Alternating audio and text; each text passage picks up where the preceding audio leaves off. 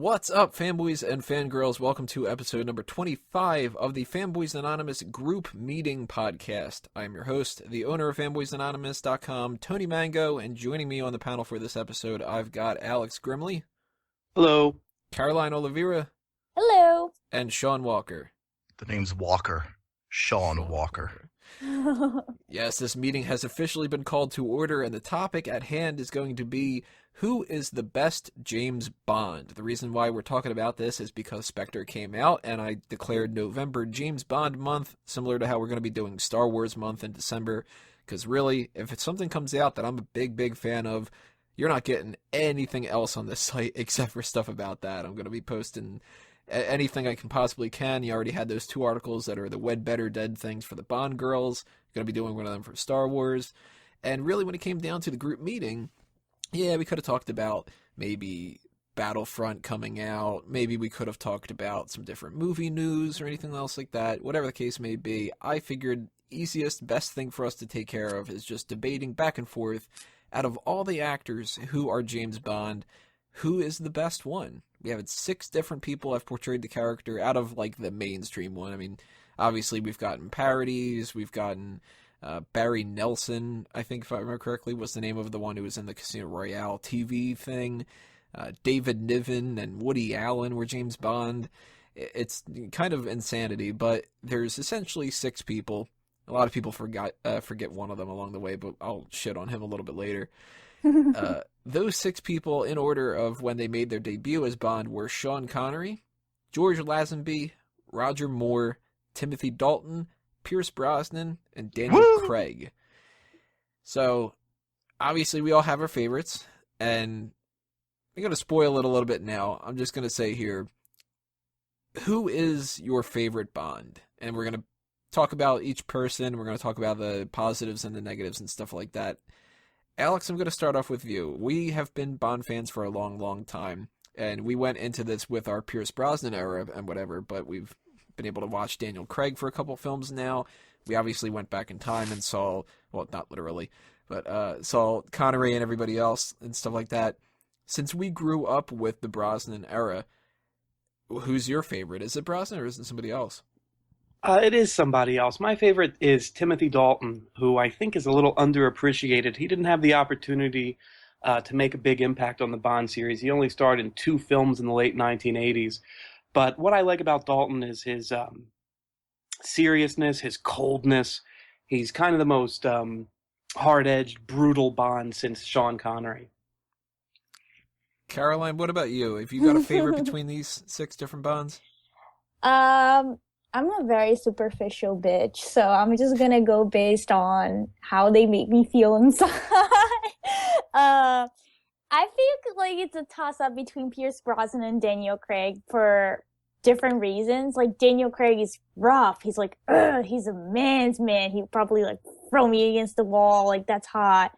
And Pierce Brosnan, he's like a gentleman. He's so sultry, and he's like, oh, delicious to look at. So that's like, yeah, guys, sorry. If you guys are looking for something smart for me to say, it's not gonna happen in this podcast. Well, to be fair, we are going to argue about who's delicious and who isn't.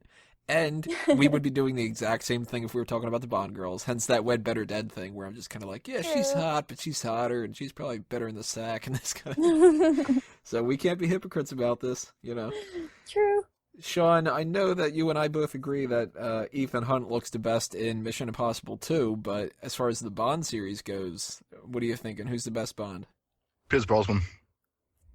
Is that because of his deliciousness? Dude, the dude's got the hair, right? They all have hair. Well, except for Roger Moore at the end of his run. The quiff style look going on. GoldenEye, fucking fantastic film. So I actually have to go Dalton as well, and I've ranked them over the years in different ways and stuff like that, but Dalton is a guy that I do agree with Alex. I think that he is dangerously underrated when it comes to this. It's kind of ridiculous, actually, because I looked up some different polls, and he tends to be either last or second to last, tied with George Lazenby. And even when it came to a poll that I came across earlier where it said, if you had to hire one of the James Bond actors, who would you hire? And the difference between the two of them, there was 2.1% and 2.2%. And Dalton got the worst out of all of it. Like, people wouldn't want to hire Timothy Dalton to do a job, but they would. It was like 41% for Connery and 20 for Craig and 20 for Brosnan and whatever like that. But we're going to go in order. I mean, we're going to bounce around here and stuff like that. But Sean Connery, a lot of people say that he's the best because he was the first. And a lot of people are tied to that kind of thing. It's like, well, it's the classic, so it's always better, that kind of thing. Yeah, I agree that he kind of brought a lot of what the mannerisms are that a lot of people continue on. So you got to give him credit for that. But at the same time, there's things about Connery that I don't like. And when I look at who the different Bonds are, I try to make everything out of like a 3 scale or a 5 scale. I tried to make a 7, but I couldn't think of 7 of them. My 5 qualifications, I don't know if you guys would agree or not, would be action, jokes, sophistication, sex appeal, and cold-bloodedness. What do you guys think about those? Are those like the 5 qualities that you would say round out James Bond? Can you list them again?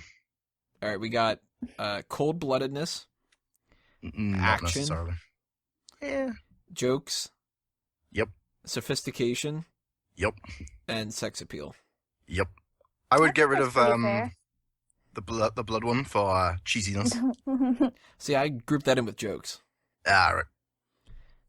Because I think a Bond's got to be a jerk, I but mean, he's got he's to an be a nice assassin. jerk. He needs to be cold-blooded. Yeah. I mean, there's scenes like Pierce Brosnan's GoldenEye scene where she says, "How could you be so cold?" And he says, "That's what keeps me alive." And you got Connery is like as shut off as a human being as you could possibly get. Like, there's no life in his eyes for anybody, you know? Like, Lazenby's, it's cardboard cutout of a human being. What were you going to say, Alex? Connery is particularly sort of psychopathic. I mean, and I think in his films, he beats up as many women as he does men.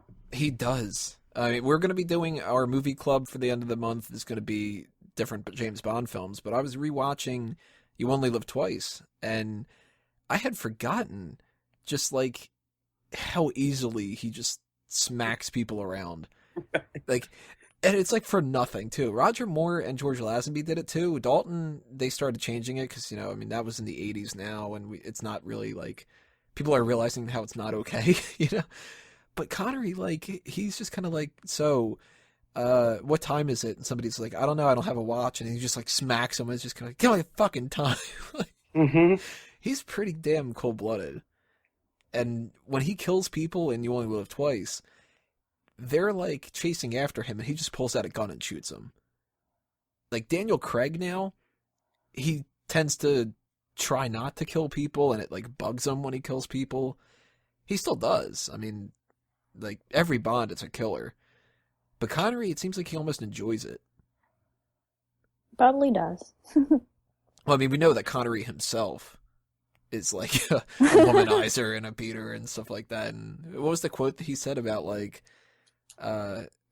putting women in check or something with like a good hit every once in a while or something, where it's just like a terrible human being. He was being interviewed by Barbara Walters, and Barbara Walters thought she'd call him out and says, Mr. Connery, now you've gone on record saying that it's okay in certain cases to hit women. Is this something you believe? And to her shock, he says, "Oh yes, very much so." Specifically, he says, when you've given them the last word and they want to continue arguing, Connery says, this is when it's okay to hit a woman. Jeez. Oh my God. I mean, you imagine he was looking at the script, for example, of something like Diamonds Are Forever, and he's like, oh, God, you mean I don't hit a woman for 30 pages? Let's get something in it. Don't work something. He's changing the lyrics to the song. He's like, I like the part where you say diamonds are forever, but can you also add in, but what lasts forever, even more than diamonds, is that red mark on your face when I smack you? When it comes to the cold-blooded part, I think Connery is at the top. And I probably would rank Daniel Craig and Timothy Dalton as the next two. Probably Dalton before Craig, a little bit. Craig's like, you can tell that he's a killer, and they make it a good point out of calling him out and saying, you know, you're a blunt instrument in Casino Royale, and he kind of has like, not like that he's like happy about certain ways that he kills people, but he gets kind of proud about the way he kills people, which I think is kind of funny. But I'd go, as far as like the cold-blooded factor, I'd go Connery, and then I'd go Dalton, actually, because Dalton is very vengeful. I mean, shit, one of his only 2 movies is all about, I'm gonna fucking kill that guy. Right. But do you get that about that too? Dalton is probably number 2 when it comes to the cold-blooded part of it. Yeah, I definitely agree. I mean, they played it up with Daniel Craig, making him like really rough and tumble, brutal. But with Dalton, there isn't a hell of a lot of sex appeal or humor to take the edge off of his cold-bloodedness. His films are kind of dour, serious, humorless. That's a negative that I would give for Dalton. He's not funny. Like, I think like one of the only jokes he pretty much has to his belt is the fact that he's whistling the song for that little key finder. That in itself, it's like he's not even joking around. He's just whistling because it was built into it. Like somebody like a Roger Moore, that guy is just like a clown, literally. Well, this raises a very interesting question. In preparation for this podcast, I was kind of racking this over in my mind. You know, Roger Moore, the reputation he has is for being the most sort of tongue-in-cheek, campy Bond, that it's all one joke after another. Even the sort of big set pieces, a lot of things are played for laughs in his film. But then when you think about the fact that, you know, he's going around killing a lot of different people, and he's still that happy and humorous all the time, he may well be the most psychopathic Bond. Maybe. Like, he does tend to, I mean, there's that one shot in particular that stands out to me when it comes to probably like the only like cold-blooded kind of thing that Roger Moore does, which is in The Spy Who Loved Me, if I'm remembering correctly, where the guy, he's holding him by the tie. Right. That's Spy Who Loved Me, right? Yeah. And the guy tells him the information, and then he just lets go of the tie. Just like, whoops, you're dead. You know, kind of fixes his own tie, like, well, you know, my tie's, you know, fucking great. My tie keeps me on the roof. Usually, though, I mean, he's doing stuff like, he's literally dressed up as a clown in Octopussy. And he's got a quip for everything, and some of them are great, and some of them are terrible. I mean, every Bond film's got terrible puns and stuff, which is one of the reasons why I love him so much. But he's definitely, I mean, there is no argument, he's the jokiest Bond. Like, Brosnan gets a little too jokey toward the end of his career. Oh, Brosnan's amazing, but he doesn't take anything fucking seriously. It's great. That's why I love him. Well, he does in GoldenEye, that's the thing. GoldenEye, he's almost a different Bond than what he is in Tomorrow Never Dies. I think he just, I don't know, he took a lighter approach towards the Bond series towards the end. Well, the end, I mean, of course he had to take a lighter approach. They're giving him invisible cars and shit. Ah, well, you know, that invisible car was amazing. Don't say you weren't have it, alright? No, I would say the best gadget in Die Another Day is that ring. Fuck the car. A little ring that you spin it, which I don't know how that makes any sense, but you spin the ring and then it's that sonic pulse and you can crack the glass. Oh, that was yeah. actually kind of cool. Well, to be fair, the best thing he ever used in that film was Halle Berry. Sean Connery's like, I hear that. Well, if we're talking about, let's stay on the cold-blooded thing, and then we'll kind of knock that part out or whatever like that. We've got that side of Bond. How would you guys rank that when it comes to, like, if we're gonna say that maybe that these are the 5 qualifying factors, is that one of the ones that makes like it's a make or break? That's who the best Bond is. Like, at its core, is Bond a cold-blooded assassin, or are the other things more important? I think that's kind of hard to answer because nowadays, if you were to make him a true assassin, I think most people would have a hard time empathizing with him in a way. We kind of want that type of quality associated with villains more than our heroes. So I feel like maybe it was a bigger thing in the past, but I feel like nowadays, yeah, it's important because that's what he is at the end of the day, but I don't think it's as important today. Alex, you've read the books. The books are obviously somewhat different from the movies, and they focus a lot on some things that kind of get left by the wayside and stuff like that. Does he come off more as an assassin in the books? Yeah, definitely colder, and the humor is a lot more dry. You know what I mean? Like he'll joke about murdering, the manner in which he's murdered someone. You get the sense that he's like an unstable kind of guy through the books.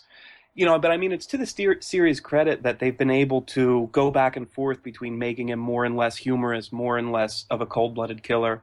But I definitely think it's one of the things that separates the Bond franchise from other kinds of action films where it's like, I don't know, Die Hard or Beverly Hills Cop, where you have these like people you can root for, you know what I mean, that you can really get behind. I mean, one of the problems with Dalton's film, I think, Dalton's two films, is that because he's so cold-blooded, you almost can't empathize with him. There's no one to root for in these films. They kind of leave the audience high and dry. Sort of like if you're watching a gangster film. Yeah, at best, Bond is like an anti-hero, I think. You're looking at the two ends of a war, and you're like, well, both people are wrong, but we just gotta root for the guy that's supposed to be the good guy, kind of a thing. I can see that. Well, let's backtrack to our jokes conversation that we were having. Roger Moore, jokiest of all of them. And the one that I actually would probably say is the least humorous is Daniel Craig. Mm-hmm. He doesn't seem to crack a fucking joke for anything anymore. He doesn't have to. Like, I like it when you see, I think that that's something that really has been an important part of the franchise. Like, Bond, as cold as he can be, I always love when Bond can kind of see the humor in a situation. Like, he's almost kind of like the Joker a little bit, where, like, all the world's going to shit, and at any moment, a bomb could explode, or, like, somebody that he loves could get shot and whatever, and he still's just kind of like, this is fucking ridiculous. Like, like, my favorite thing that Daniel Craig's done as far as jokes go is in Casino Royale, where they have the scene where they're going over their, he and Vesper, I mean, that's who they are. They're going over what their code names are going to be, and he requested that her name is Stephanie Broadchester. And he's just like, no, that's what it's on the sheet. That's what it says. But then it's like he goes back to just being like, well, now I got a pair of threes. But the jerky kind of joke stuff is a part of Bond that I really love too. And credit to Daniel Craig, he pulls it off when he goes up to the counter, and it's like, my name is Beach, but you'll find the name under Bond. And she looks at him like, what? And he's just kind of like, shit. But I like when Bond jokes, and some of the jokes are terrible. Some of them are really, like, they tried too hard to get that joke in there. Like, I'll point it out when we were talking about On Her Majesty's Secret Service. It's bad that they're like, well, let's have some guy get his organs all chopped up in this one thing, and Bond can just go, he had a lot of guts. God. That's great. That's great. What are some of your favorite jokes that they've done over the Bond series? Anybody want to tag in on this? Tag in, what is this, Smack Talk? My favorite joke, I think, has to be from Casino Royale, where Daniel Craig is getting tortured. And he goes, everybody's going to know that you're going to die scratching my balls. That for me. Great. One of my favorites has to be the, it's such a stupid one, but at the end of The World Is Not Enough, where he's they got you like the fireworks in the background, and Dr. Christmas Jones is all dressed up all nice and stuff like that. And he's just says, "Oh, like I guess I was wrong. Christmas only comes once a year." It's like, holy shit, that's fucking groan inducing. Like, oh man, Bond, you gotta go right to that. Like, I like the simple ones too. I love when he electrocutes the guy in Goldfinger and just says positively shocking. Yeah. What are some other ones we got here that are great? And it could be from any of the Bonds too. That's the thing. Although it's not really, there's not much from Dalton either. One of my favorites, and it's not actually funny, but it's absurd. In the opening sequence of Octopussy, Bond is disguised as a Spanish military general, General Turo, with a fake mustache. And the real General Turo approaches him, with a bunch of troops pointing guns at him. And Roger Moore looks at his name tag and says, "Oh, you're a Turo too." I thought you were going to talk about the alligator. Oh god, that alligator. There's a great one from Roger Moore that just popped in my mind. It's when Dr. Kananga explodes, and he says he always had an inflated opinion about himself. Oh my god. I like, speaking of Live, Let, Die, Roger Moore goes into a bar in Harlem, and he asks for some kind of drink, and not a vodka martini, but with no ice, and the bartender tells him no ice is extra. Nice. That one's good. I'm trying to think of a Dalton one, and I'm coming up blank.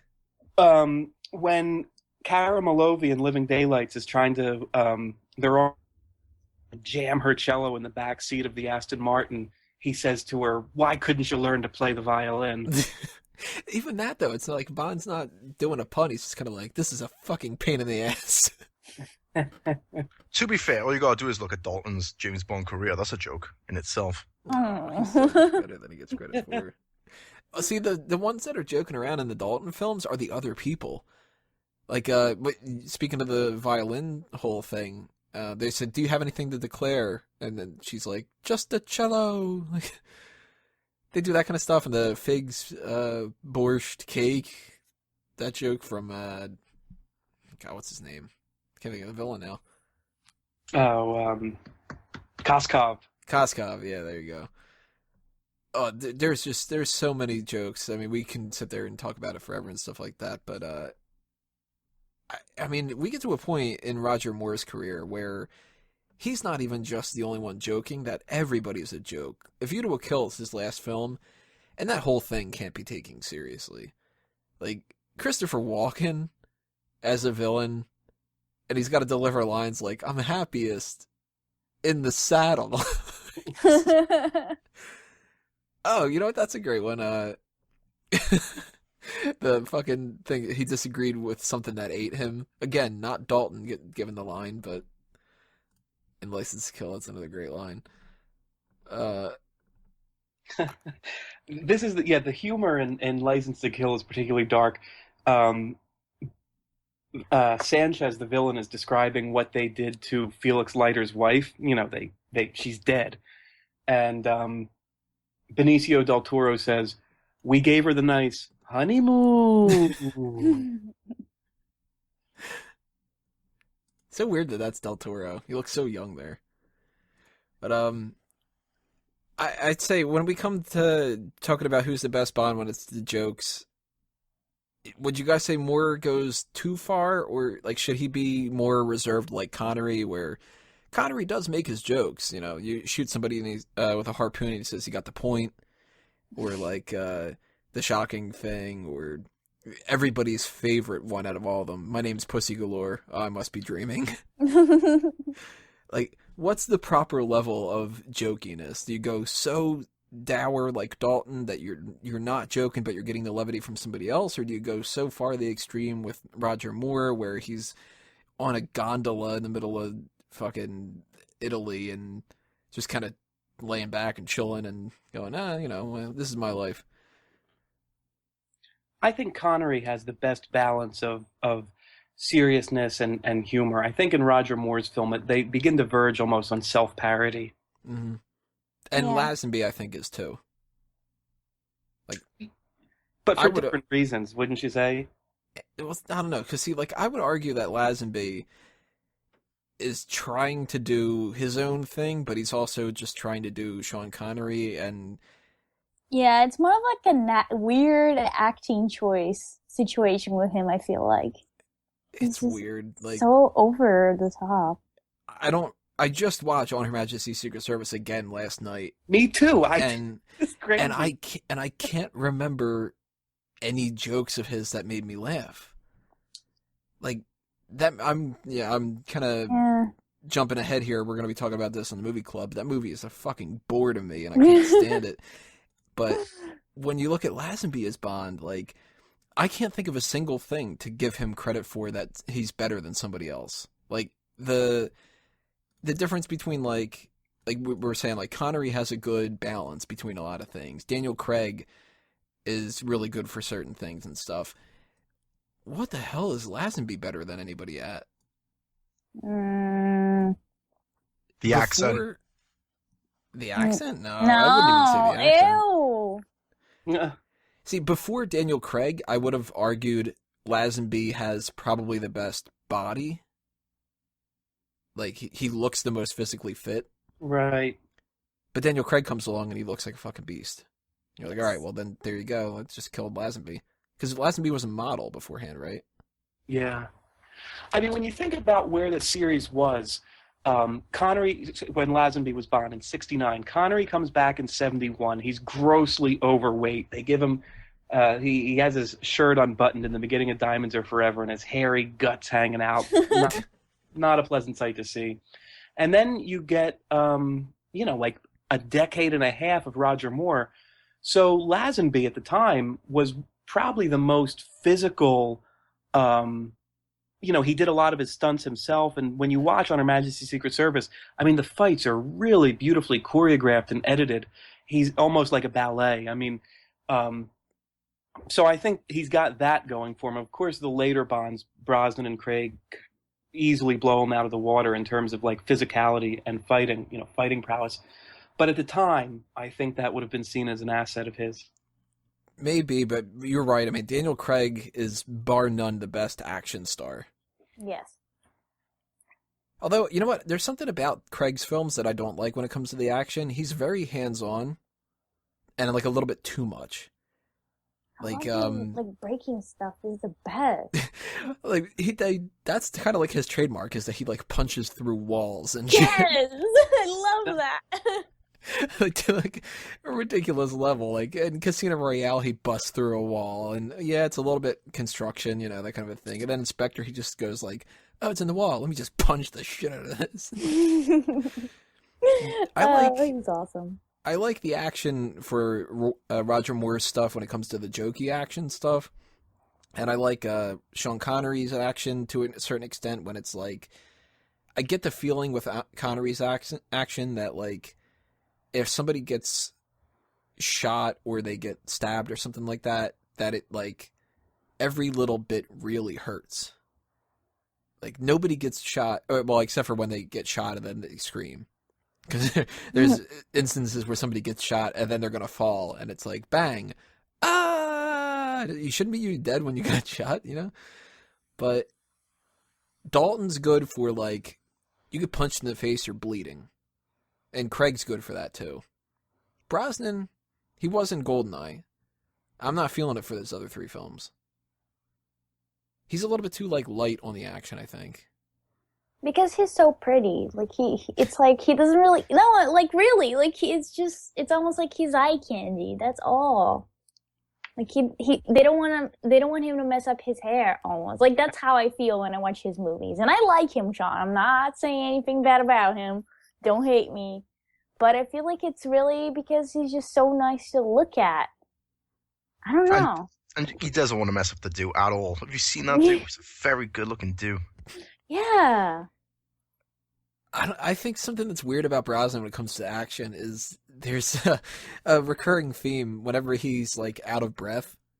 I don't know if anybody else has noticed this or like that, but in The World's Not Enough in particular, it's really noticeable. There's that shot where like he falls down, he's in the nuclear submarine or whatever, and he just is like kind of a thing. Like, it's like, Yeah, "Oh, you can almost imagine his wife on top of him, and he's like, Oh, don't be mean.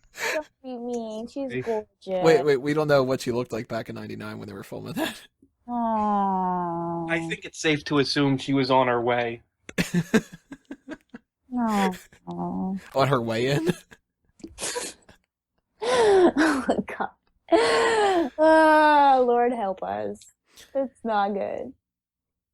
So if we talked the joke level and the cold-blooded level and whatever when it comes to the action, how far does that rank on the list of the importance for Bond? Like, is it okay that, say, Pierce Brosnan, he'd rather shoot somebody than the fist fight with them? Or is it better that, like, a Connery gets in the mix and, you know, tumbles around and stuff? I like to see him tumble. Yeah, me too.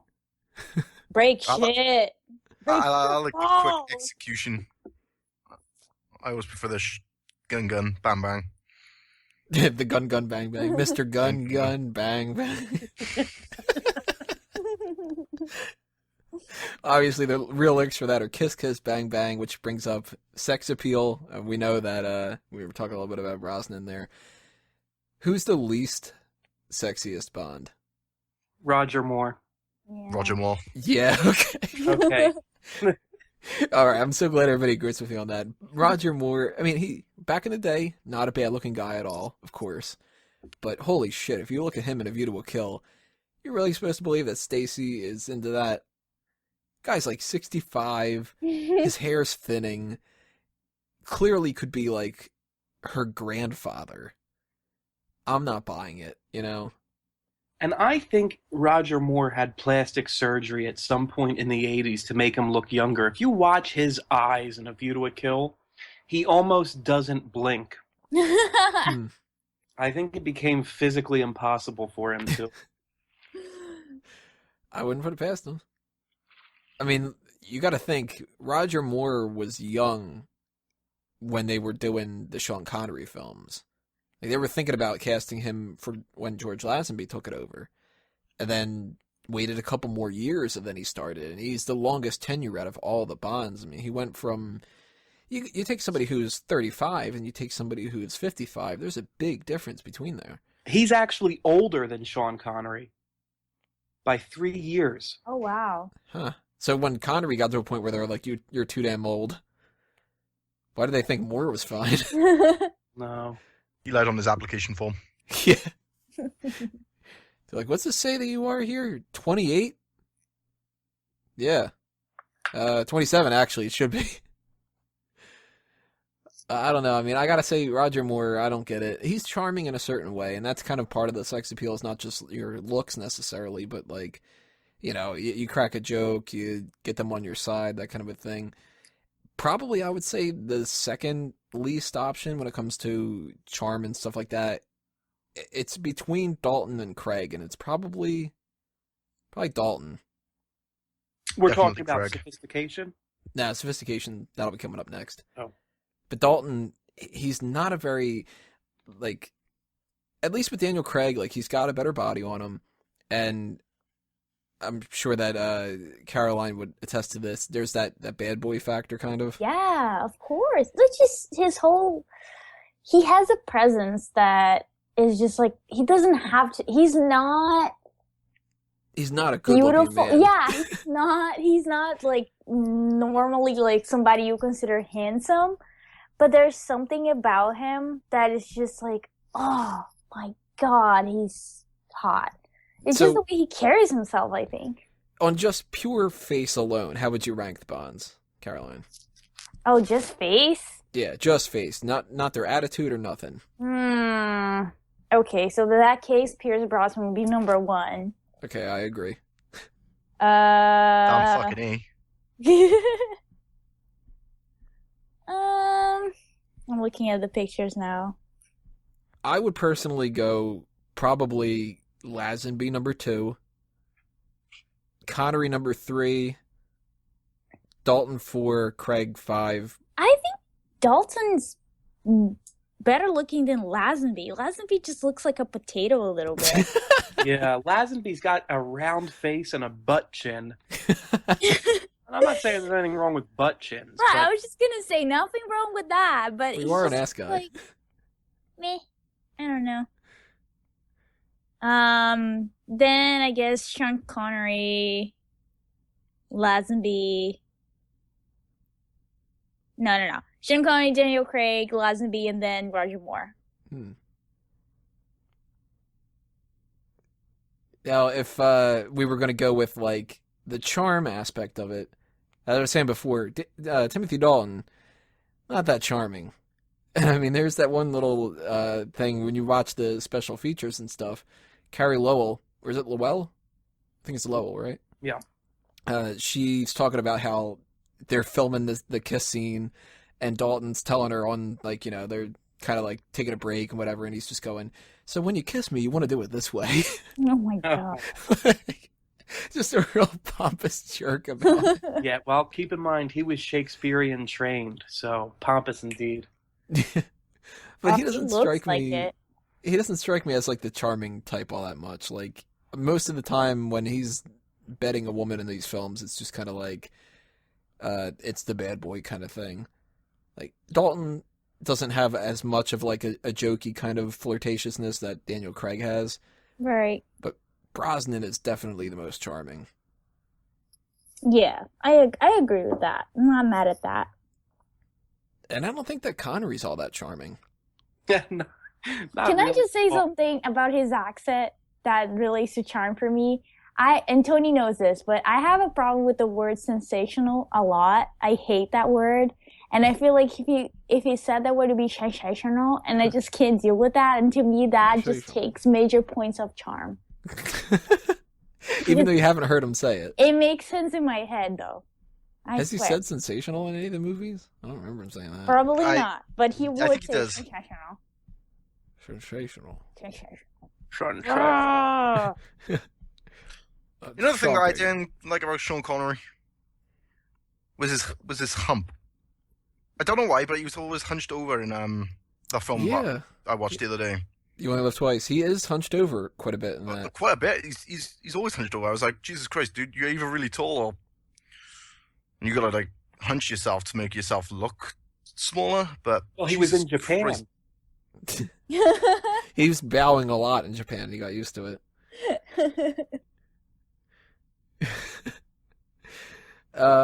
Sophistication is the other thing. And that's actually something that they don't have for all the Bonds all that much. I mean, in the books, from what I know and whatever, and Alex can attest to this too, there's a lot of focus on, like, that Bond likes black coffee and the certain type of caviar. And the Bond films, they do essentially use this kind of stuff. I mean, every once in a while, Bond will talk about, like, the perfect temperature for a bottle of wine, or I mean, there's that line in You Only Live Twice where he says about the temperature for the sake, and Tanaka says, you know, oh, you're pretty cultured for an Englishman, or whatever it is. So Bond has this 50-50 thing, and I kind of I'm curious what you guys think.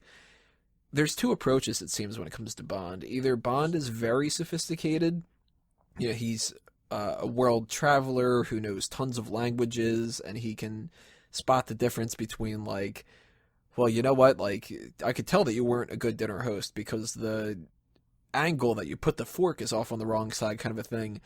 Or you got the Daniel Craig Bond where Vesper points out and she's just like, you're wearing a watch that's really expensive, but you hate it, don't you? Because you're not somebody who was born in wealth. And, you know, you wear the suit, but you wear it with disdain because it's just like, it doesn't feel right to wear a suit. And Well, looking Do at you guys- Daniel Craig, it's easy to see why in it. Stop But it. do you He's guys- so hot. do you guys think that Bond should be sophisticated, or should he be fake sophisticated? Sophisticated. I think it makes sense for him to be sophisticated, but oh my god, there's just something so sexy about a guy that is like he can't he has a hard time pretending to be something that he's not. And if he's not sophisticated, he can wear the clothes, but it just doesn't come through. I think that's so hot too. Like, I don't know. I'm very biased. I don't really count. What do you think, Alex? It's not too high on my priority books. Definitely, they almost read like product placement. I mean, the brand names he reels off and the travel resorts he's been to and so on.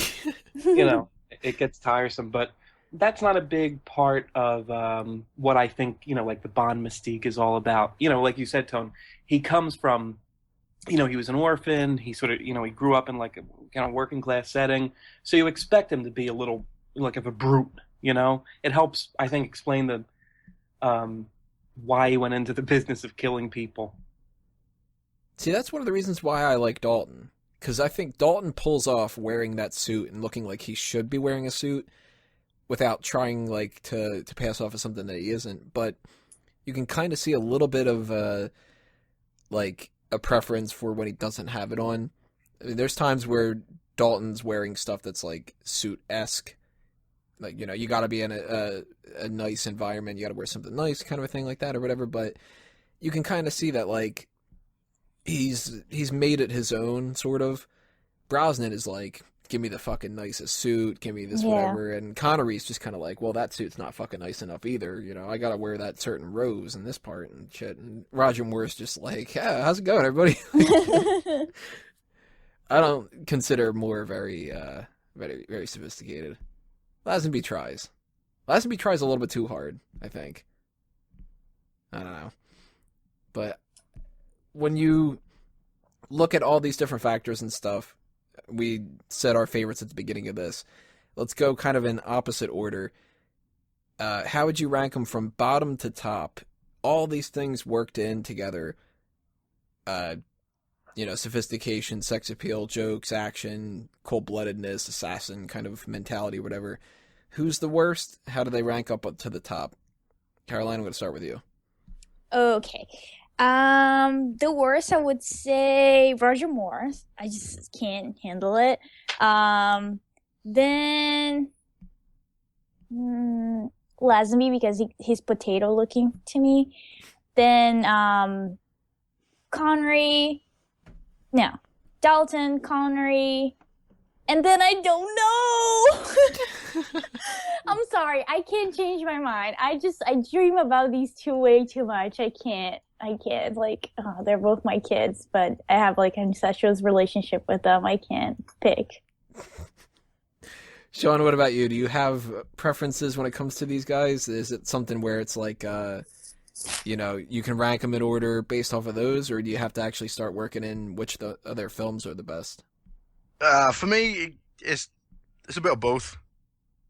Like, I always thought the Roger Moore films were downright boring as fuck. I'd rather watch a wall dry from paint than watch a Roger Moore James Bond. So that's why I would put him last. But in order for everything else, it would be Roger Moore, George, Daniel Craig, Tim, Sean, and then Pierce. Alex, what about you? How do they rank, bottom to top? Bottom's got to be Lazenby. As much as I love his only film, Lazenby's at the bottom. Damn right he is. Then you gotta just change that opinion about the film, though, now.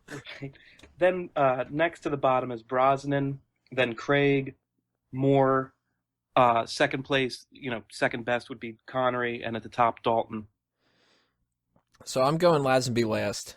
I just don't see any positives, really, for him. Poor guy. And I look back and I go, you know what? Man, if Lazenby, if he would have had his film replaced, like, if maybe that's when Roger Moore would have taken over, and Moore could have done Diamonds Are Forever, and bowed out 2 films early, maybe we would have gotten Timothy Dalton for Octopussy and A View to a Kill. Then we could have gotten 4 for Dalton. That would have been kind of cool. So I got to go Lazenby last, Roger Moore second to last. He's funny, and he's got a lot of positives when it comes to that stuff, but man, those movies were made in an era where it was just, like, ridiculous. I can't show somebody a Roger Moore film and go, well, this is what the James Bond franchise is all about. You should love it. I got to show them something like a GoldenEye and go, well, you got to bounce around and you got to see what this thing's good for this thing and that thing's terrible, and don't watch On Her Majesty's Secret Service at all. I kind of have a tie between Daniel Craig and Sean Connery in the middle. There's so many things that like they parallel each other in a lot of way, I think. So that's why I can't pick.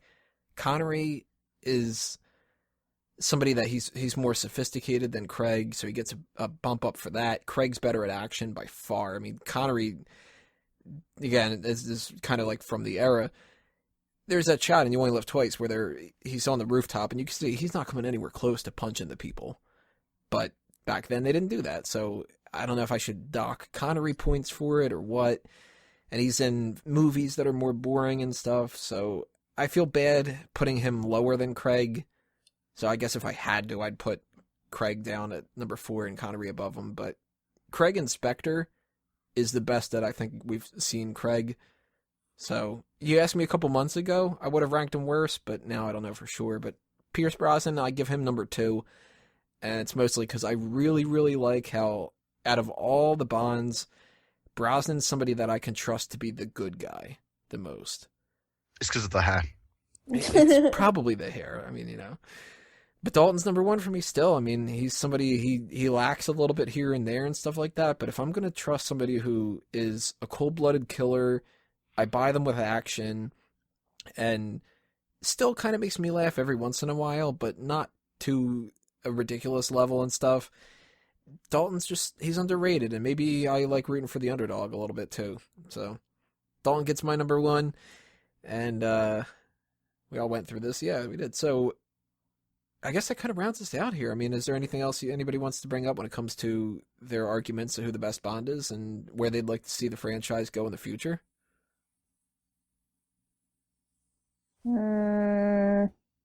We are getting people that are saying that Idris Elba should be the next Bond, and I disagree with that. Ooh. I wouldn't Racist. be mad at that. It's not. He's it's a not 'cause delicious he's- chocolate man. Let's put it. Let me clarify. It's not because he's black.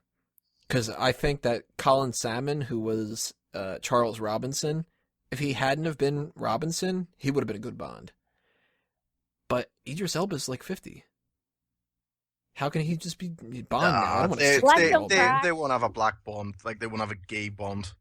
Well, It's just- I know that there's that going was to the be people rumor that going around, right, the other day, that they wanted James Bond to be gay. if they do a gay Bond, like then you're not going to have any Bond women in this. You know what I Oh, mean? that would be so nice, though. Oh, Just the bring back Bond Mr. Wint and Mr. boy. Kidd.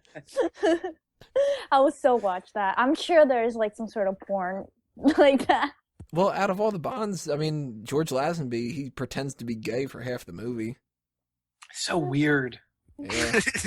Not good. I thought to that you look didn't like girls. Well, not normally. at. Yeah. I'm hoping they'll bring in an American Bond, a Jimmy Bond. Good old Jimbo Bond. Jimbo.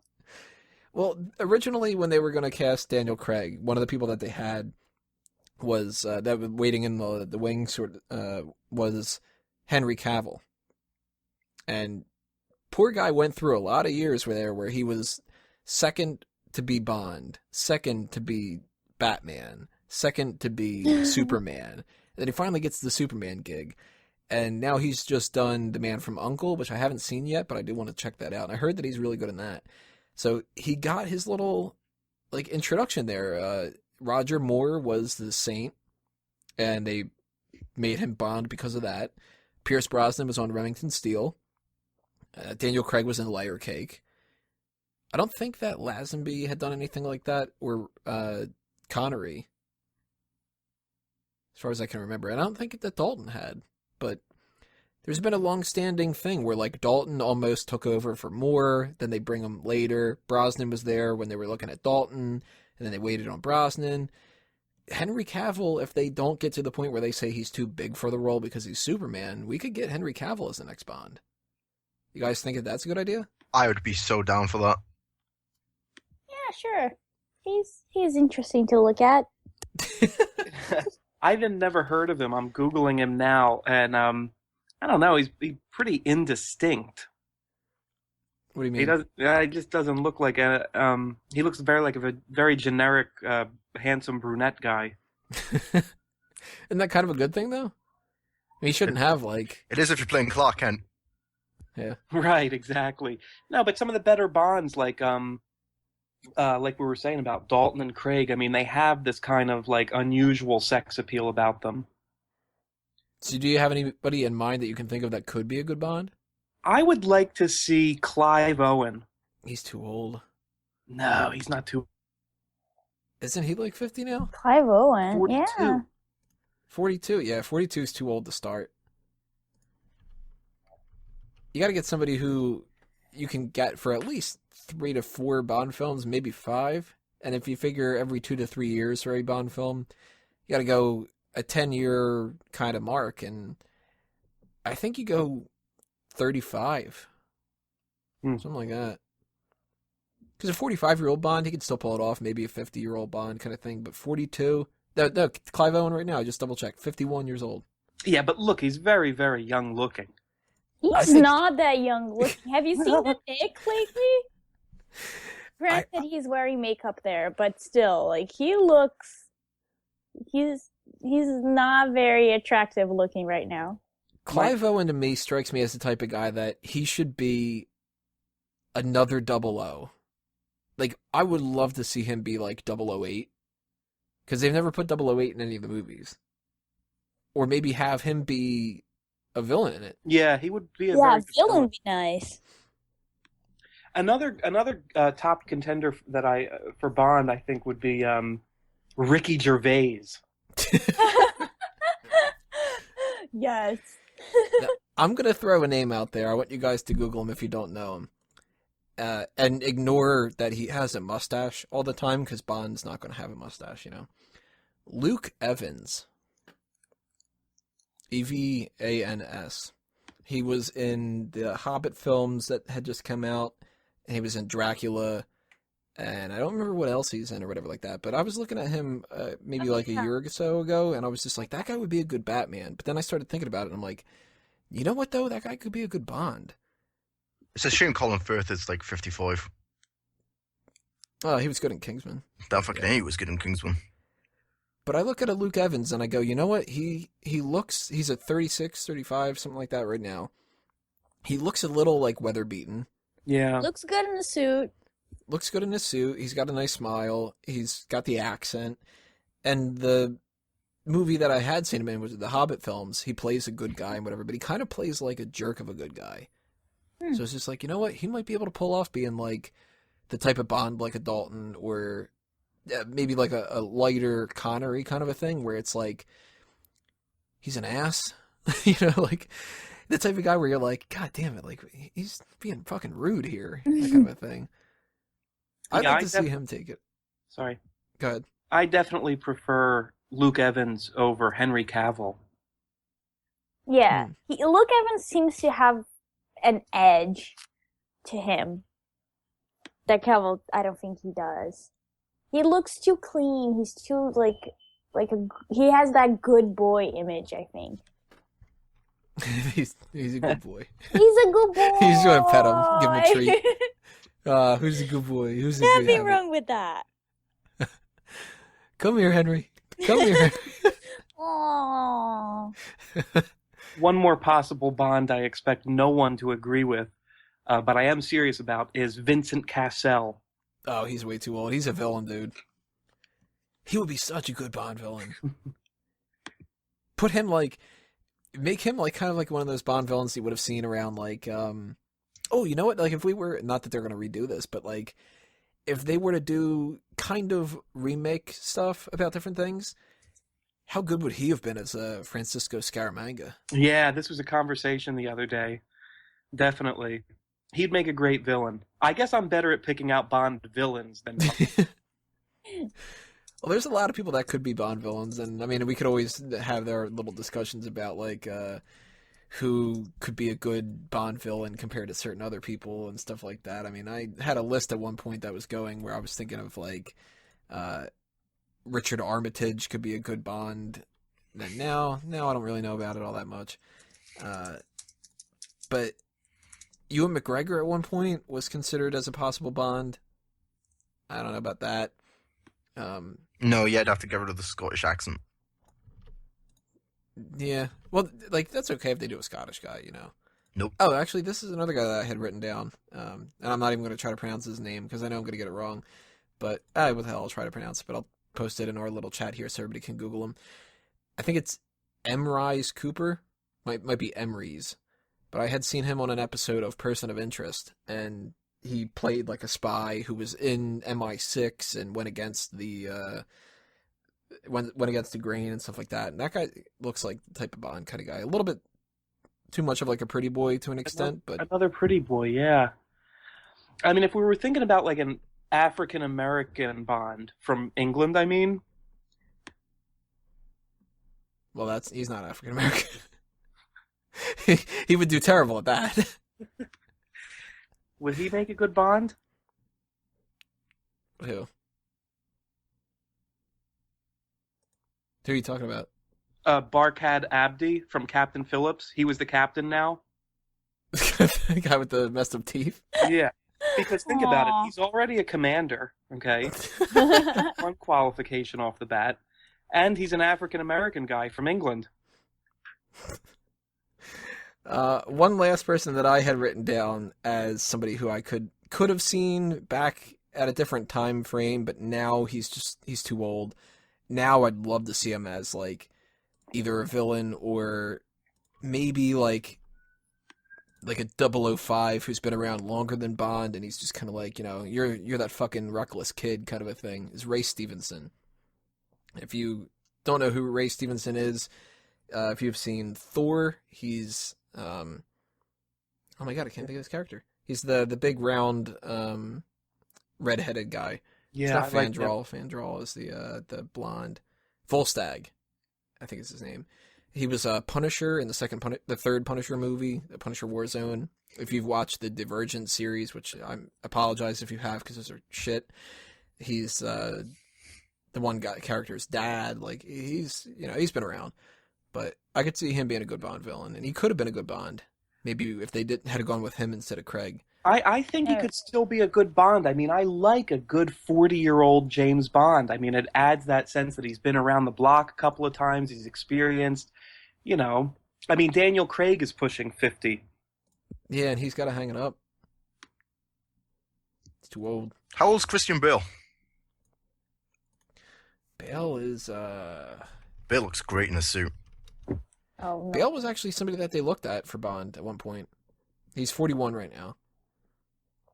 But I think that the quote, I mean, don't quote me directly on this because it's not a direct quote or whatever, but I think when they were talking about Christian Bale, Barbara Broccoli was just kind of like, yeah, but did you watch American Psycho? He wouldn't kill somebody with a gun. He'd kill him with a chainsaw. Exactly. That's all I would think about if he was James Bond. His business cards and They'd be like, Bond, I don't know, you're a little bit too reckless. And he's just like, I gotta kill a lot of people. Oh, Benedict listening to Cumberbatch. 80s music. Oh, Cumberbatch, fuck that. He's too ugly. Oh, Benedict Cumberbatch. Yeah, he's very ugly. Have you ever looked at how dark his eyes are? Who? Benedict Cumberbatch. His eyes are like on separate sides of his face. See, he would be a great Bond villain. Yeah. Yeah, he He's looks. a good villain, period, I feel like. Because he looks so different. I'm just curious. I mean, this has nothing to do with who's the best James Bond. We kind of went out of that kind of thing a while ago, but we're keeping this discussion going because why not? Does anybody have an idea of who they think could, like, just has to at some point be a Bond girl? I got one person in my mind who I was just like, it kind of like floors me that this person hasn't been picked yet. Who is it? Actually, I have two. The person who really, I mean, she's getting to the point now where I'm assuming that they're just never going to have her, as Penelope Cruz. Hmm. I think that if they went to, like, some kind of Spain or something like that, like, she'd be a great Bond girl for that. But the one person I want to see who, if they reboot the series now and they go for a younger Bond, they have to, absolutely 100% have to have Frida Pinto. as Oh, a Bond girl. yes. Frida Pinto. She is just like, She's gorgeous. it pisses me off how good looking she is. That kind of a thing. She almost looks like Rosario Dawson. but like better looking. I mean, Rosario Dawson's not ugly at all. Don't take it like that. But Frida Pinto was just like, God damn it. You know, Yeah. Yeah, she looks like she's one hot piece of ass. I'd also like to see Sofia Vergara in a Bond film. Oh man. I don't know. See, I feel like she'll make things look so cheap. I think that she'd be a little Damn, bit too shots jokey. fired. Yeah. She's like, what, some cheap whore to you? Like, what? No, it's just because like she's such a comedy actress, and not that that's a bad thing, but I wouldn't buy her in a more serious role, I think. A lot of people think that Charlize Theron should be in one. Yeah. I'm a little 50-50 on that. Yeah. Although I would support that a lot more than what everybody was just going nuts over for years, which was Angelina Jolie. Keep her away. Oh yeah. If you were going to get Charlize Theron, why not go with the blonde from Gone Girl? Rosamund Pike, she was in a Bond film. She was, yeah. There it is. Die Another Day. Okay. Oh, right. She was, oh God, what was her name in that? Die Another Day is the most forgettable Bond film. Something ice or snow or Did she have diamonds in her face? Miranda Frost. Okay. And it was some kind of like Ice and snow. ice thing. Yeah, Isabella Ice. Isabella Ice. So, I mean, that kind of rounds us out. I mean, we got a little sidetracked there or whatever like that. But just one more time for everybody to know for sure. I'm saying Dalton's my top Bond. Alex, you're going Dalton as well. Dalton all the way. Sean, you've got Pierce Brosnan. Every day. And Caroline, you've got Daniel Craig. Yeah, sure, I'll go with him.